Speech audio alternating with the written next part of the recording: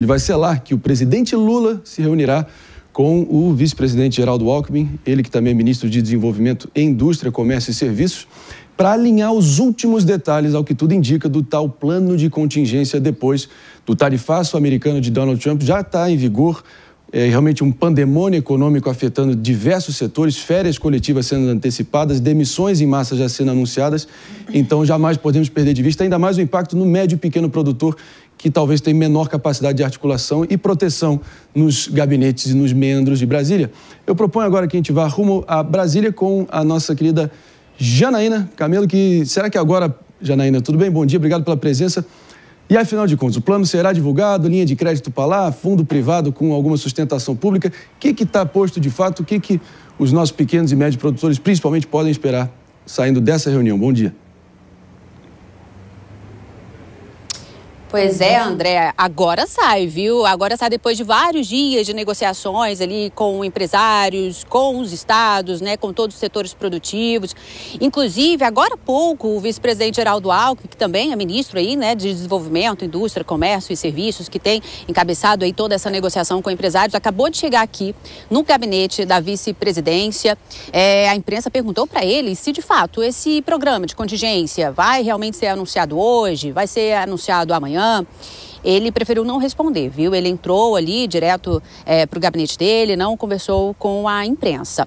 Mas fato é que esse plano de contingência, então, ele vai socorrer especialmente esses setores produtivos que vão ser prejudicados com o tarifaço. Então, o que deve ser ali oferecido a esses empresários? Linhas de crédito facilitadas, aos moldes do que aconteceu nas enchentes ali do Rio Grande do Sul, também a suspensão de pagamentos de tributos, de impostos, contribuições, isso tudo utilizando recursos do Tesouro, viu? Agora, o vice-presidente Geraldo Alckmin, nesse final de semana, ele falou sobre esse assunto no evento e ele disse o seguinte, que a preocupação maior mesmo é com o setor de indústria de máquinas. Não é nem tanto com as commodities, como o café, por exemplo, porque no caso do café há uma escassez de café no mercado internacional, então há uma margem muito grande aí para negociação com outros novos compradores de commodities. Mas no caso da indústria aí, a preocupação maior é com a perda de empregos, né? Então, ele disse que esse vai ser o foco desse plano de contingência, que é fortalecer as empresas, que elas possam retomar sua atividade econômica e possam preservar os empregos dos trabalhadores. Então, ele disse que vai ser um programa bem amplo, nas palavras aí do vice-presidente, um programa amplo para preservar empregos e para retomar as atividades econômicas dessas empresas. Então, hoje, o presidente Lula, André, ele vai ter uma reunião com o secretário de Assuntos Jurídicos, o SAGE, que a gente chama aqui, que é sempre ali uma reunião nessas audiências no gabinete do presidente, é sempre quando ele vai assinar algum ato ali do executivo. E nessa mesma reunião ali vai estar presente o vice-presidente da República, Geraldo Alckmin, a possibilidade também de estar presente o ministro da Fazenda, Fernando Haddad, porque tanto Geraldo Alckmin como Fernando Haddad são os dois que estão ali liderando essas negociações desse plano de contingência, né? Então, Geraldo Alckmin há semanas está se reunindo com empresários dos setores que estão sendo prejudicados e o ministro Fernando Haddad cuidando de toda essa parte ali junto com a sua equipe econômica, né? Os estados estavam ali até na semana passada apresentando aqui para o governo federal quais são as áreas ali de cada um dos estados, cada um dos setores produtivos que realmente vão ser prejudicados, especialmente com a questão dos empregos. Então, esse plano ele vai focar essa questão ali de retomada da atividade econômica e preservando os empregos. Então, além de também linhas de crédito, além ali de suspender o pagamento de impostos, deve ter também programas de compras governamentais, como, por exemplo, alimentos que podem ser perdidos, e aí o governo pode comprar para a merenda escolar, por exemplo, e também o programa Seguro Emprego, aos modos do que aconteceu na pandemia, que é justamente ali uma contrapartida para o empresário que fosse beneficiar desses programas, de todos esses auxílios que vão ser anunciados com esse programa, uma contrapartida para preservar os empregos, num limite de jornada de trabalho, mas que não haja ali demissões em massa. Esse vai ser o foco desse plano de contingência, pode ser anunciado ou hoje ou no mais tardar amanhã. André. Antes tarde do que nunca. Janaína Camelo, obrigado pela presença aqui, bom trabalho aí na nossa capital federal, em Brasília. Obrigado.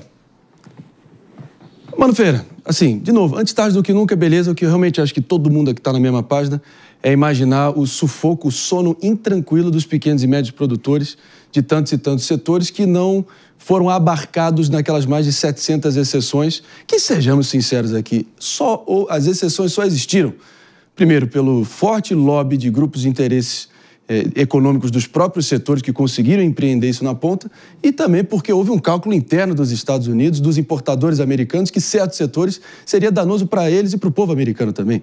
Então, parece que o governo sempre, nesse passo de caga do manco, ou de tartaruga gestante, como diria Ciro Gomes, está lidando com essa cena que veio dia 9 de julho, que saiu a famosa carta do Trump. Mas, Marinho, eu preciso dizer, eu tenho medo desse plano de contingência. Ainda tem isso. Eu tenho medo. Ainda tem isso. Porque, em se tratando de Brasil, a frase do Milton Friedman não poderia ser mais verdadeira. Nada é tão permanente quanto um programa provisório do governo. Essa é demais. A gente viu no Brasil, por exemplo, o que aconteceu com o PERSE. Foi um programa provisório criado no contexto da pandemia para o setor de eventos. Até hoje, continua sendo postergado. A gente, no Brasil, tem um vício em Estado.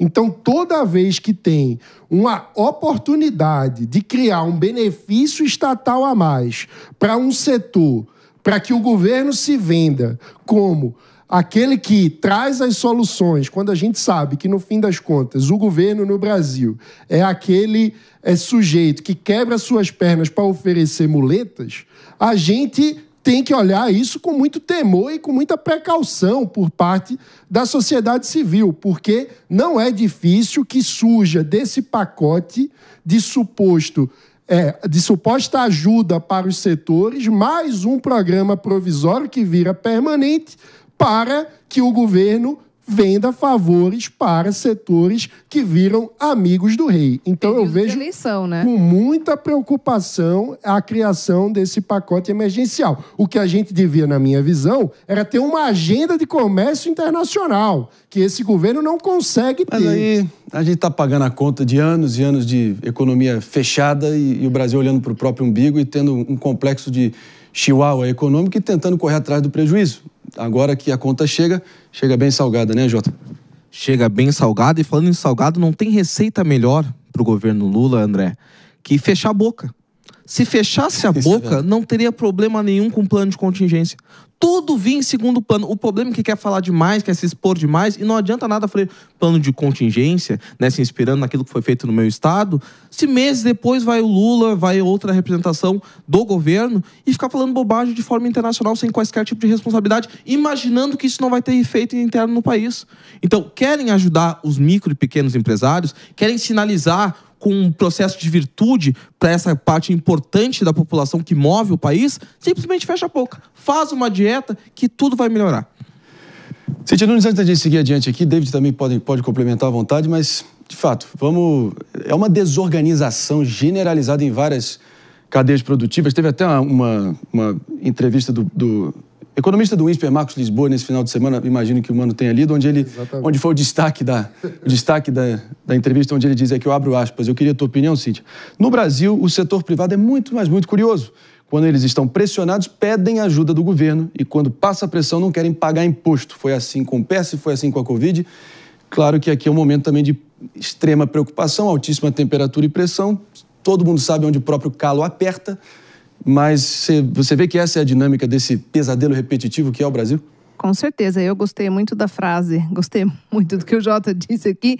Realmente, se o governo ficasse quieto, já ajudaria bastante, né? E muito o que a gente está passando é exatamente por conta disso. Boca grande e ouvido curto. Concordo plenamente. Entendo que, de fato, tudo vira muleta, né? O que se dá, aparentemente, uma necessidade causada pelo próprio governo, agora fica muito difícil daqui uns meses de tirar, principalmente em se tratando de época eleitoral. Isso vai virar moeda de troca, não tenho a menor dúvida disso.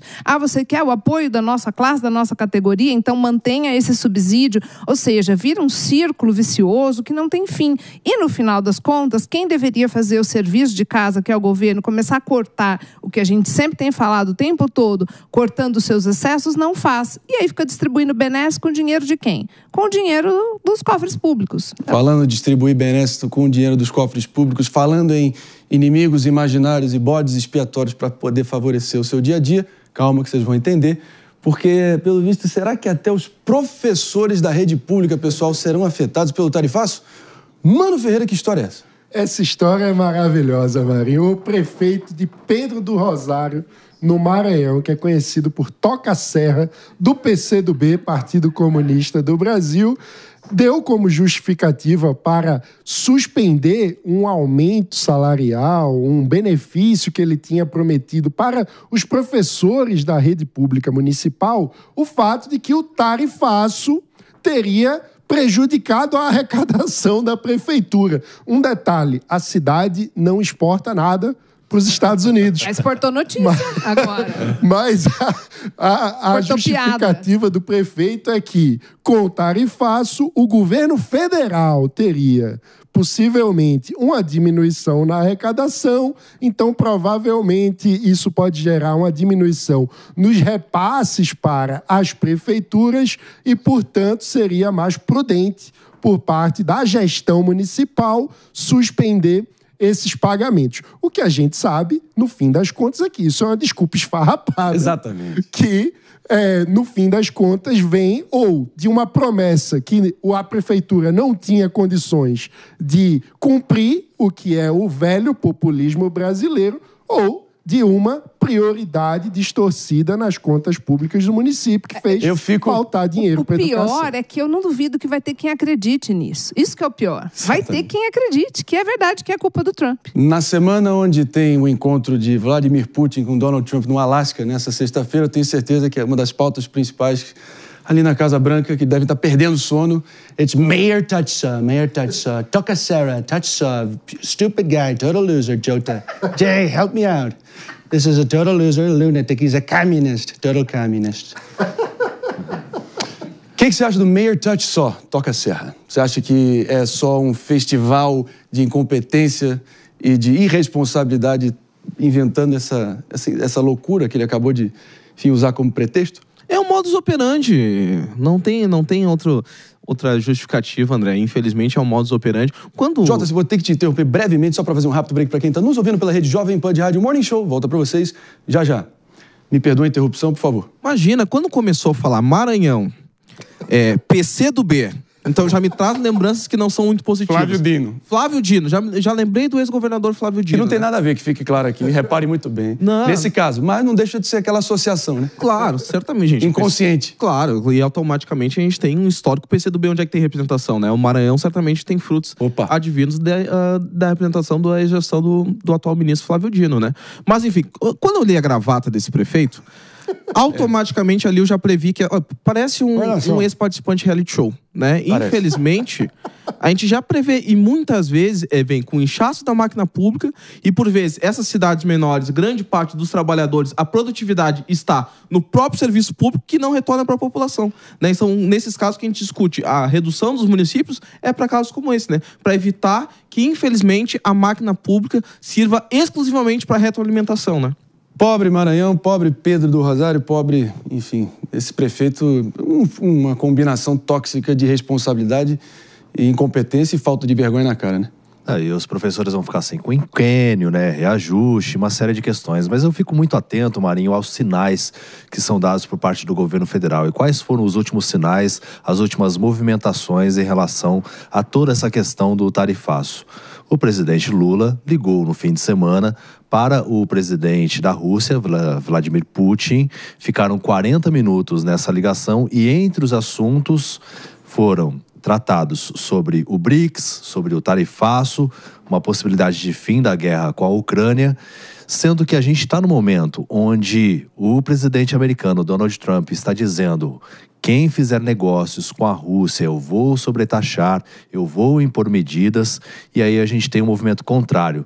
E o próprio presidente já afirmou: não vou ligar para o presidente americano, né? O presidente Lula disse que não vai ligar para o presidente Donald Trump, justamente porque ele tem receio de ser humilhado. Então, a gente vê que a vaidade está acima das questões relativas ao nosso país. Isso é muito preocupante.